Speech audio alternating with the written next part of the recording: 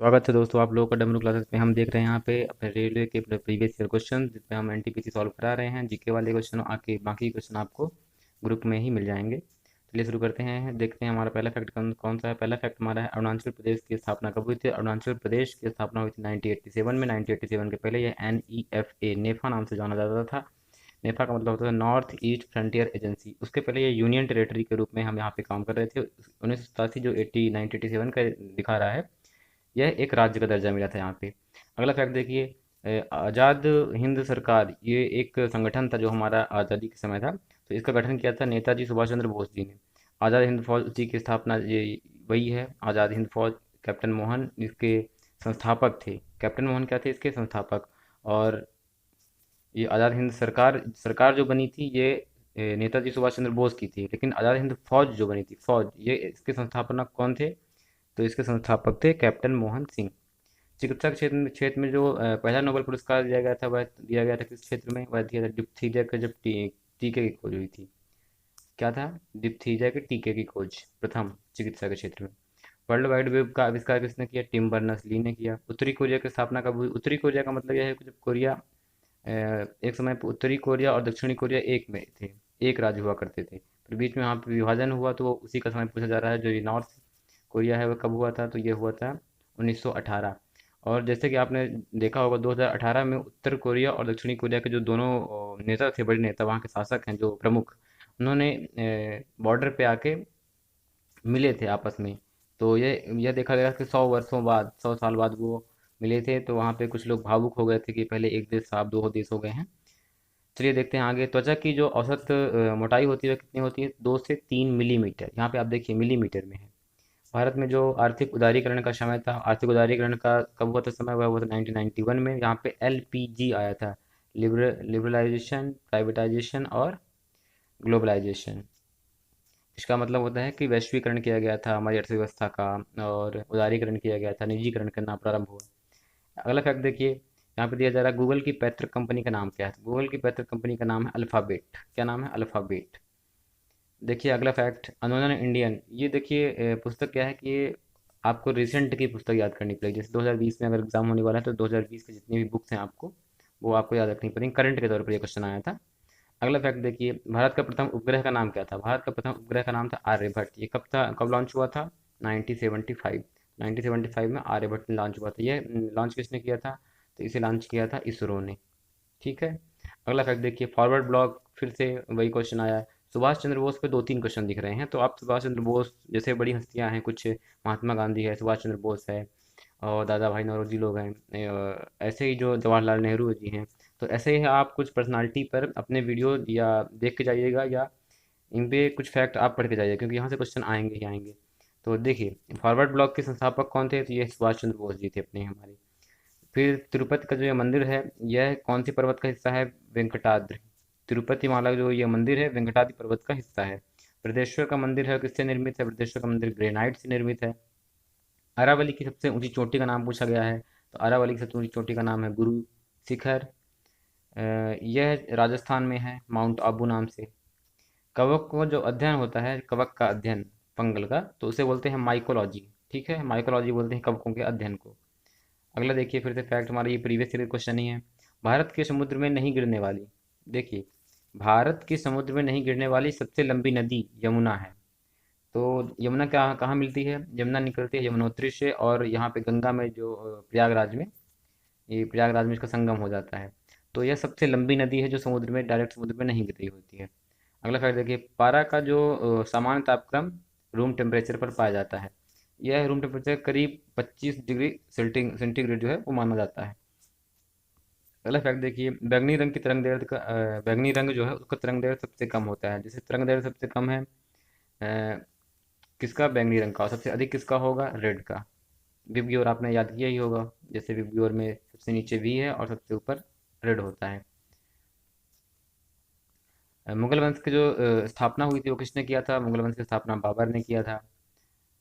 बाबर ने 1526 में पानीपत के जो युद्ध हुआ था उसमें इब्राहिम लोदी को हरा के मुगल वंश की नींव डाली थी। कांग्रेस के जो प्रथम अध्यक्ष थे उसका नाम क्या था। WC बनर्जी। WC बनर्जी मतलब हो गया व्योमेश चंद्र बनर्जी। ये कब हुई थी 1980 सॉरी 1885। डेट क्या है आपको 1885, WC बनर्जी कांग्रेस के प्रथम अध्यक्ष थे।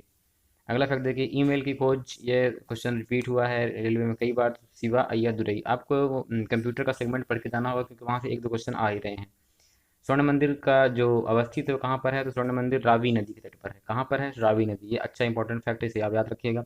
मौर्य वंश का अंतिम शासक कौन था, मौर्य वंश का अंतिम शासक था बृहद्रथ, जिसकी हत्या कृष्ण ने की थी।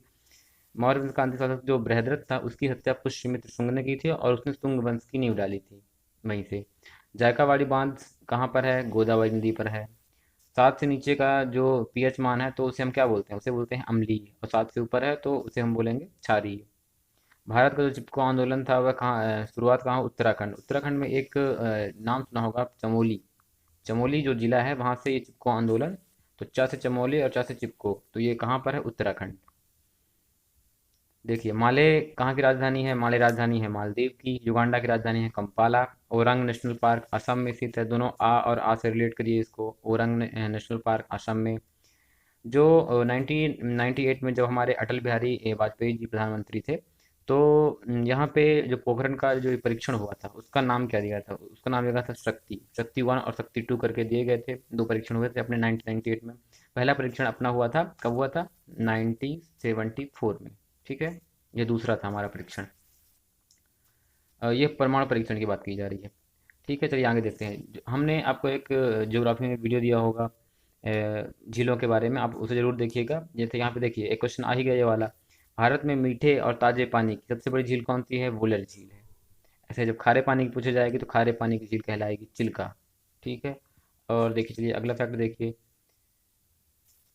यहाँ सिक्किम की स्थापना कब हुई थी, सिक्किम की स्थापना हुई थी 1975 में। 1975 ये हुआ था 34 और सॉरी 35 और 36 दो संविधान संशोधन हुए थे सिक्किम की स्थापना के लिए। तो ये एरिया था सिक्किम को। पहले ये एक एसोसिएट राज्य का दर्जा दिया गया था, बाद में इसे पूर्ण राज्य का दर्जा मिला था। पूर्ण राज्य का दर्जा मिला था 1975 में। 2.5 दिन का झोपड़ा कहाँ पर स्थित है, तो आज से देखिए, आज से क्या आएगा, अजमेर आएगा। तो 2.5 दिन का झोपड़ा अजमेर में है। अगला फैक्ट देखिए चलिए, संयुक्त राज्य अमेरिका का राष्ट्रीय खेल बेसबॉल। एक वीडियो हमारे चैनल पे पड़ा होगा जिसपे गेम के बारे में बताया गया है, वह वीडियो आप जरूर देख लिए कि किस गेम में कौन से खिलाड़ी हैं, कितने खिलाड़ी रहते हैं। और एक वीडियो आपको ऐसे ही प्रोवाइड करा दिया जाएगा जिसमें राष्ट्रीय खेल, कौन से देश का राष्ट्रीय खेल क्या है, तो स्पोर्ट वाले वो प्लेलिस्ट दे दी जाएगी, तो आप उसी में देख लीजिएगा। जड़त्व का नियम देखिए, किसने दिया था, जड़त्व का नियम दिया था न्यूटन ने। सोर्स कोड को जो ऑब्जेक्ट कोड में बदल देता है उसका नाम क्या है, उसको बोलते हैं कंपाइलर। कंपाइलर का काम होता है सोर्स कोड को ऑब्जेक्ट कोड में बदलना। भारत में विश्व विरासत स्थलों की संख्या 35। जैसे कि आप देख पा रहे होंगे, ये जो क्वेश्चन, ये जो हम पेपर पढ़ रहे हैं ये 2016 का है। 2016 में 35 थे, लेकिन अभी अब हमारी संख्या हो गई है 37 प्लस में। तो इसे आप 37 या इसके आसपास देखते हैं, अगर एक दो और जुड़ जाते हैं इस साल तो ठीक देख लेंगे, इसको करंट में देख लेंगे हम लोग। पर आप 37 प्लस इसे याद रखिएगा।